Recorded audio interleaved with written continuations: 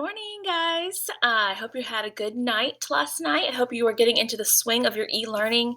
Please let us know. Please don't forget to go into read all the things on Google Classroom and make sure you do all of them. Um, I don't want you to miss anything. So Stella's in my bed right now. So I don't know if I'm going to get her out. I'll try to get her out in a few minutes. But today we are reading chapter 23, and yesterday when we read, we found out that Avon realized that is that his name? Connor. Yeah, Connor is a little bit jealous. So we have a little situation here. And now we're on chapter 23. Here we go. Christmas at Stagecoach Pass was actually pretty cool. My parents decided it was worth it to hire a company to come in and decorate the park with lights and a big tree in the middle of Main Street. We pulled all the old Christmas decorations out of storage and placed them around the park. Things like wreaths made out of horseshoes and cowboy boots filled with fake poinsettias. Dad made sure the company he hired strung lights over the covered wagon that marked the entrance. They also added the word Christmas after Stagecoach Pass, so everyone would know something a little different was going on. I had the idea to set up a booth that sold hot cocoa and s'mores fixings, and we lit fires in a couple of the old metal garbage cans. I had never expected the Arizona nights to get so cold. The weather even dipped below freezing a couple of times. I actually got to wear my earmuffs while I stood outside with Connor roasting marshmallows over the fire. Well, he roasted marshmallows for me. I didn't exactly need my toes freezing off. It's too bad Zion's gone for winter break, I said. Zion and his family were spending 2 weeks in New Zealand. They'd gone all the way to the other side of the world to visit the movie sets from The Lord of the Rings. My dad had raised an eyebrow when I told him that and said, "I've got to meet these people."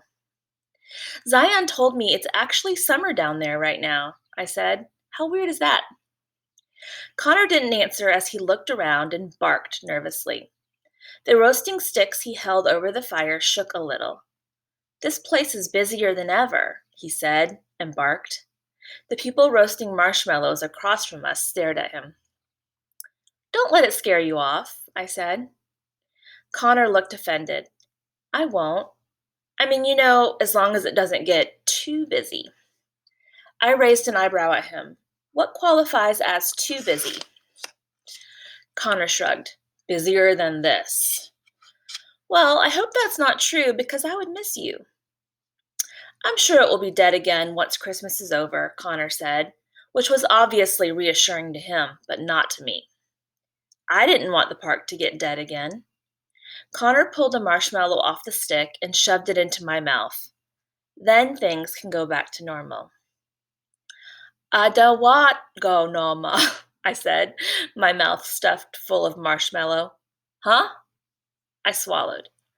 "I don't want it to go back to normal. I want it to stay busy. You realize if the park closes down, my parents lose their jobs, and we probably have to move again." Connor frowned. "Yeah, I didn't think of that." He stuffed another marshmallow into my mouth. "Then I hope it stays busy, just as long as it doesn't get too busy." We invited we invited Connor and his mom over for Christmas Eve.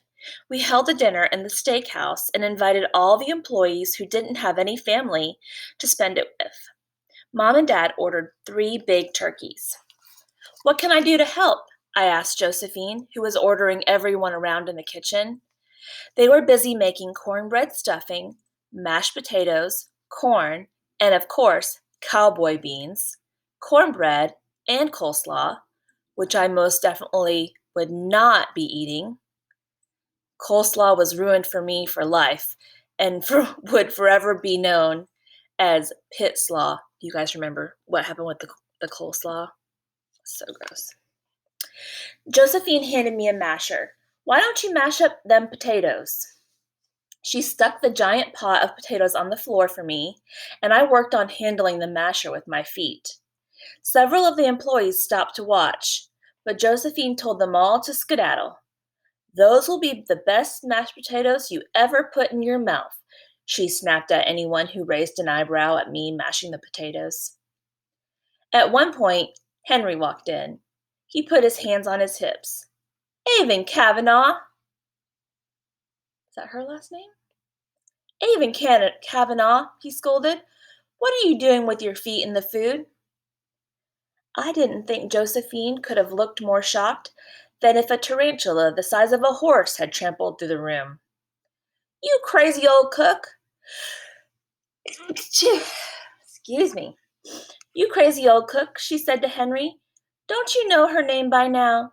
Get out of here and make yourself useful. She shooed him out of the room, and neither one of them returned. That was weird, wasn't it? He called her by the wrong last name. When I was done with the potatoes, I peeked my head through the swinging doors of the kitchen. I watched Connor and his mom sitting at a table together with my mom, talking and laughing. I knew this was the first time they had eaten in a restaurant together since Connor's tics had started, so I was glad to see Connor look so comfortable, although he didn't eat much during dinner. As we all sat together at the table, I whispered to Connor, Henry just called me Avon Kavanaugh in the kitchen. He scrunched up his nose. Like you said, he gets pretty confused. I picked up my fork with my toes and stabbed a big bite of turkey. I guess. He does keep confusing me for someone else, but why would he think I was a Kavanaugh? Connor shrugged. Maybe you look like a Kavanaugh. I shoved the bite of turkey in my mouth and chewed as I thought about this. If only we could find that missing picture from the museum, I said. Maybe that would tell us something. We'll just have to keep searching the old storage shed. There's got to be something in all that junk. I nodded as I stabbed another chunk of turkey. I hope so. That evening, Mom and Dad gave me my Christmas present, a pair of turquoise and silver earrings they had purchased from a Navajo woman. I thought if I ever got that necklace cleaned up and maybe got a new chain for it, it would look nice with my new earrings. I also thought this Navajo woman should come and sell her jewelry at Stagecoach Pass. Actually, I couldn't stop thinking of things we should do at the park. I had a lot of ideas. Later that night, I dragged Dad out to go tarantula hunting. What? I'd done this several times before. I had become obsessed with finding a live tarantula. He held the flashlight for me so I could sneak up on any holes I had found earlier in the day, thinking they might be tarantula burrows. But I never did find one, no matter how much I searched. I began to wonder if I ever would. That's the end of the chapter.